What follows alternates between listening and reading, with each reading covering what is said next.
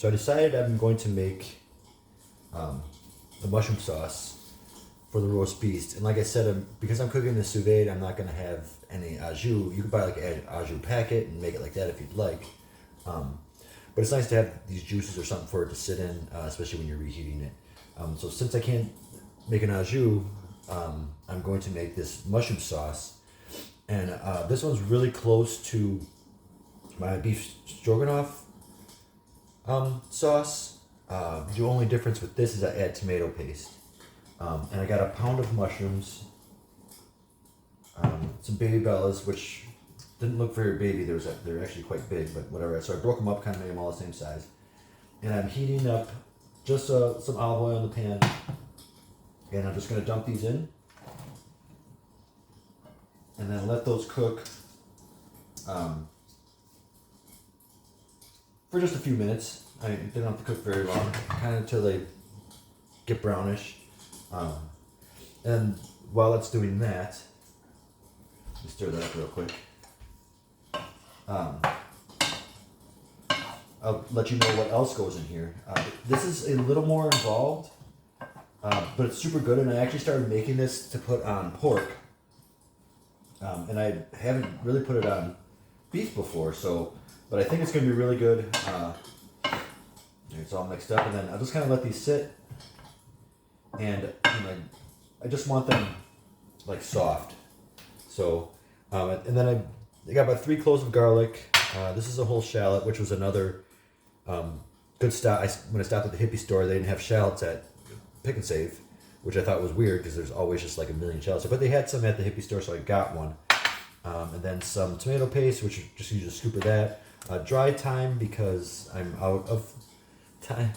I'm out of fresh thyme because that packet I bought only came with enough for the roast beast. Some salt and pepper, a little bit of soy sauce.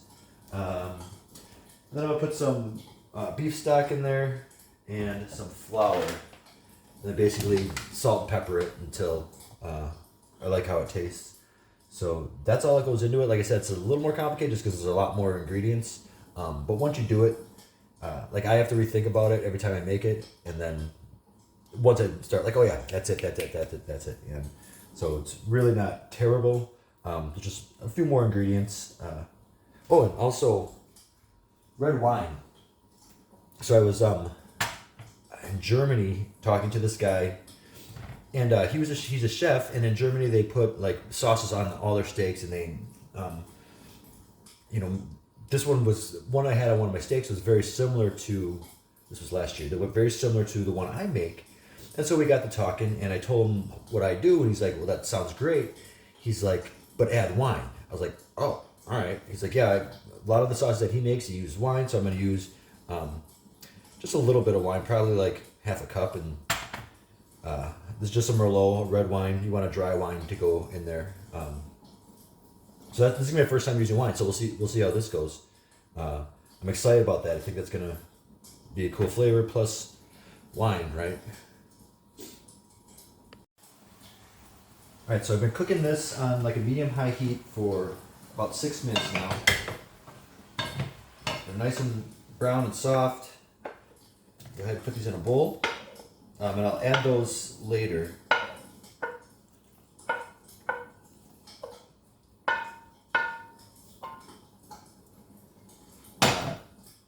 And let's kind of set that off to the side. And then turn the heat down to about a medium.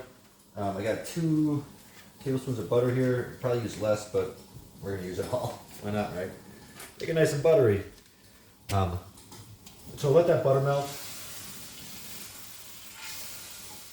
And after that butter melts, I'll because I can cut that up and help it melt faster. I'll go ahead and I'll add the shallots. And those won't take long to cook. Basically, you just want them like clear. There we go. Now it's getting nice and melted. Probably should have used a little less butter, but it'll be fine.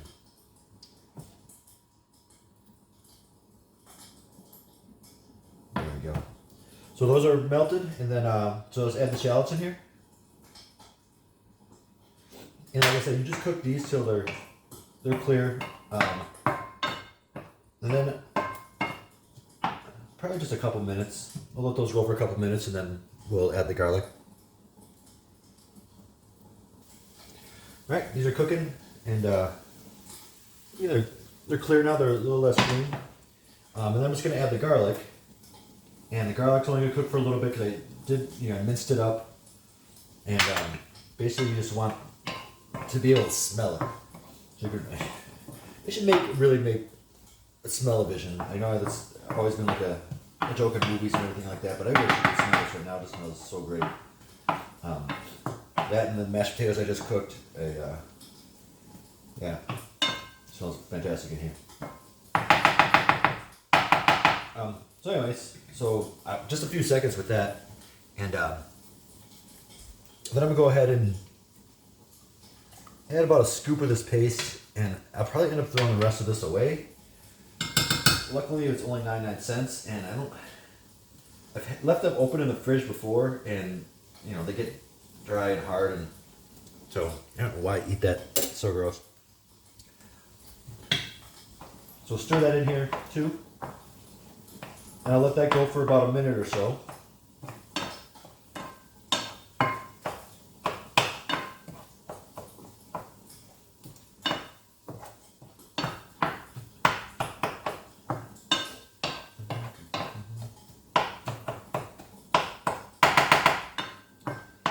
So everything's kind of like chunked together in one pile like this. Don't worry, that will change.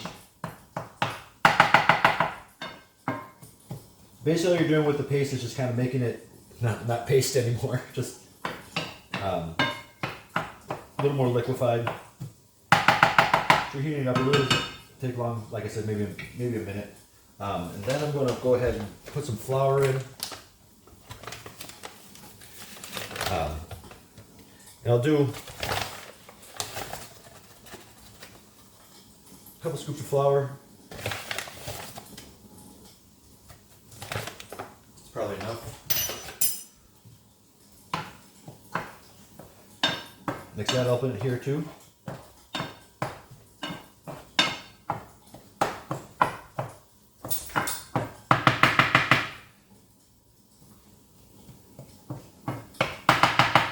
Like that. And that'll help, like when I start adding everything else, it'll just kind of help thicken it up a little bit. And then I'm going to add the wine, and I'm thinking I'll put, I don't know,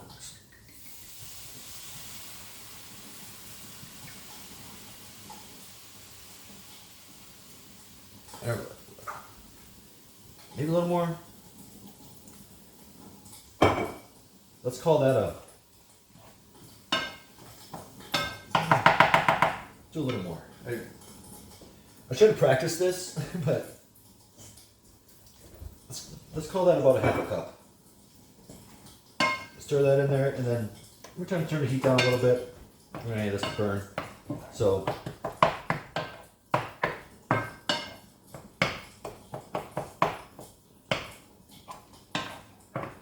yeah.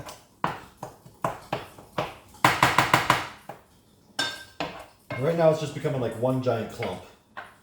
So let that cook a little bit. Maybe like another minute or so.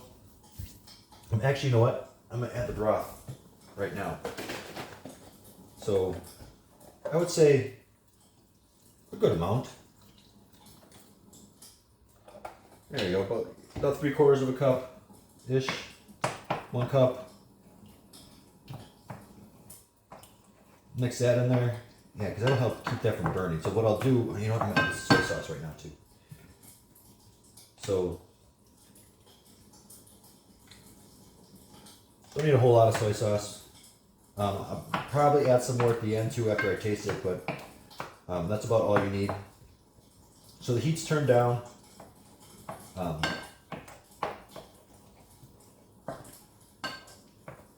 Keep this mixed up. That's smelling so good. So I'll keep it at a low heat now, like about 3 or so, and I'm gonna let that cook for about 5 minutes or so. just to add kind of a simmer. And then we'll just add the cream and the mushrooms and let that cook for a little bit and we'll be done. Okay, so it's been cooking for about 5 minutes. Just randomly stirring. I actually forgot to add thyme, so I'm just going to put some in right now and stir it up in there. Thyme is very, very overpowering, so be careful how much you put in. You don't need a lot. It'll take over whatever you put it in, so just a little bit, and we'll stir that in real quick. It'll be fine, especially since it's going to be sitting overnight.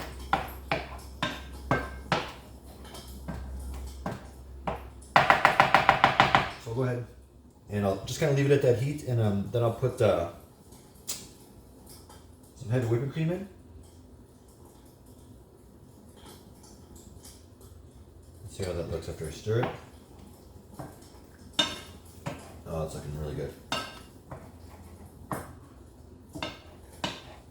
If you haven't noticed, heavy whipping cream is like the king for sauces. When you're making some sort of sauce, heavy whipping cream is something good, just good to have.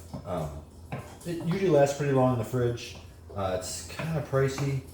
If you're trying to gain weight for like working out, it's great to put in like coffee because it's just fat. But yeah, look at that. That looks great. So let's keep stirring until it's all mixed up real good. And then I'm just going to dump the mushrooms back in and stir those, and I will have my sauce. Actually, taste that. Oh, it's so good. So I'm just going to do a couple more splashes of soy sauce, some pepper.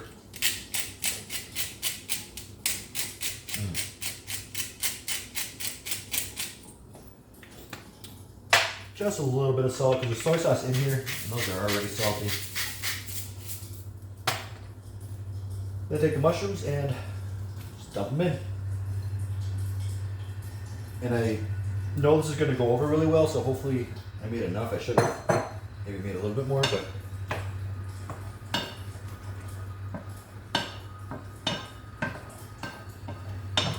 so yeah, I'm just going to continue to stir this and let it cook for a few more minutes.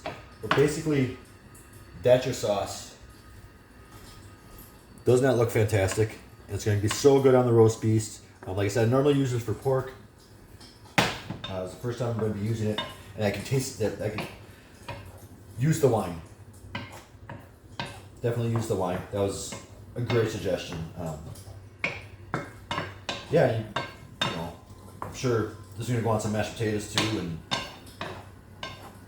like I said, it's not complicated. It's just quite a few steps, a lot more ingredients. But when you're making sauces, they can get really, really complicated. Especially like a Béarnaise sauce where you're just constantly stirring it, and it's annoying. And I still haven't. Only a few times when I've made it, I've figured out how to not make a clump at the end.